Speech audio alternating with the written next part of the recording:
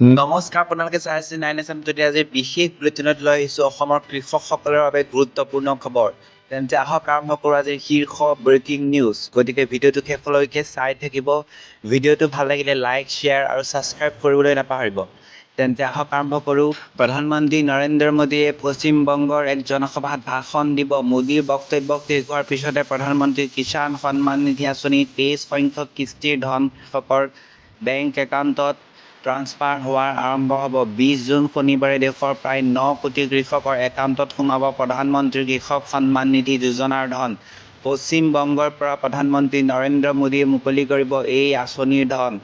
আজি দুপৰীয়াৰ পৰা কৃষকৰ একাউণ্টলৈ এই ধন অহাৰ আৰম্ভ কৰিব। এয়া প্ৰধানমন্ত্ৰী কৃষক সন্মান নিধি যোজনাৰ 23 সংখ্যক কিস্তি।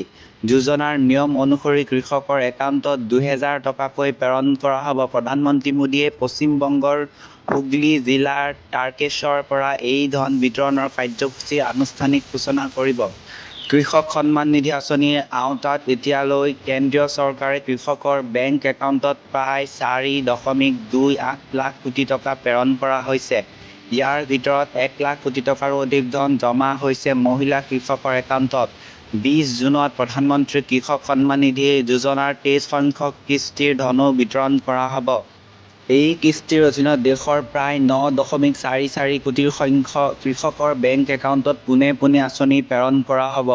ডিপিডি ব্যৱস্থাৰ জৰিয়তে কৃষকৰ একাউণ্টত 2000 টকাকৈ জমা হ'ব।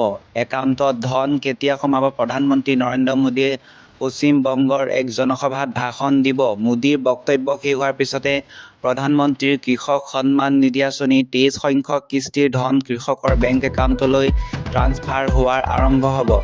ধাৰণা কৰা হৈছে আজি বিয়লি 4 বজাৰ পিছৰ পৰা কৃষকৰ একাউণ্টত কিস্তিৰ ধন অহা আৰম্ভ কৰিব।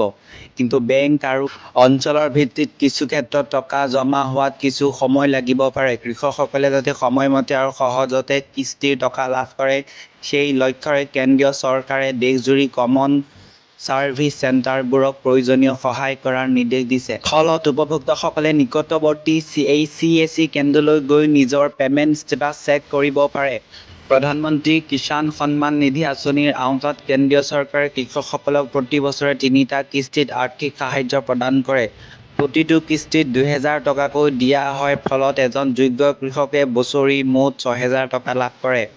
4 মাহৰ মূৰে মূৰে 2000 টকাকৈ লাভ কৰা কৃষকে এইবাৰ 23 সংখ্যক কিস্তিৰ অধীনত দেশৰ প্ৰায় 9.44 কোটি কৃষকৰ একাউণ্টলৈ ধন প্ৰেৰণ কৰা হ'ব। এই কিস্তিৰ বাবে চৰকাৰৰ মুঠ ব্যয় হ'ব 18,880 কোটি টকা। এইবাৰ দেশৰ প্ৰায় 9.5 কোটি কৃষকক এইবাৰ প্ৰধানমন্ত্ৰী কিষাণ সন্মান নিধি আঁচনিৰ কিস্তিৰ টকা পোৱাৰ বাবে খুব বেছি অপেক্ষা কৰিবলগীয়া নহ'ল। আজি বিতৰণ হ'বলগীয়া কিস্তি চলিত বিত্তীয় বৰ্ষৰ প্ৰথম ত্ৰিমাসিকৰ কিস্তি। বিগত বৰ্ষৰ প্ৰথম ত্ৰিমাসিকৰ কিস্তিৰ টকা কৃষকৰ আগষ্ট মাহত পাইছিলে। কিন্তু বিগত বিত্তীয় বৰ্ষৰ কৃষক ত্ৰিমাসিকৰ কিস্তিও নিৰ্ধাৰিত সময়ৰ পূৰ্বেই 13 মাৰ্চত একাউণ্টত জমা হৈছিলে।